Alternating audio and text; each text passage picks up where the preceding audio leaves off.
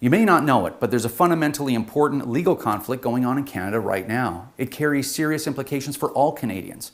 The RCMP is arbitrarily interpreting legislation and telling its frontline officers to make arrests. Stick with me for a minute. Here's the background. This is a cartridge. Some people call them bullets, rounds, ammo, but the technical term is cartridge. This is a typical cartridge that a hunter or a long-distance sports shooter would use. Now have a look at this one. It's called a .22 long rifle.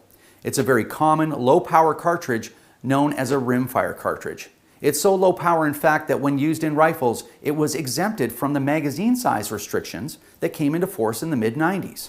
Over 1 million of these magazines have been imported through RCMP-regulated firearms businesses and used safely for over 35 years in Canada.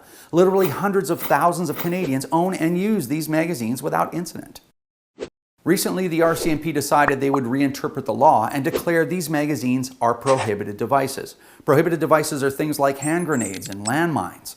Therefore, anyone in possession of them would be liable to criminal charges and face up to 10 years in federal prison.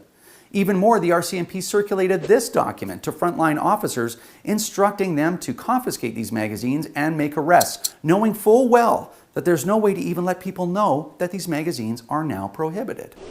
After 35 years in circulation, it doesn't take an expert to know these magazines are not a public safety or an officer safety issue. So you might want to think to yourself, what is this really about? And allowing police to make laws or determine what is or is not illegal is not consistent with any interpretation of a democracy. This is about a lot more than some low-power rimfire cartridge or its magazine. This is a very serious precedent, and you should know more about it. Find detailed information on this concern, including the law itself, at gundebate.ca.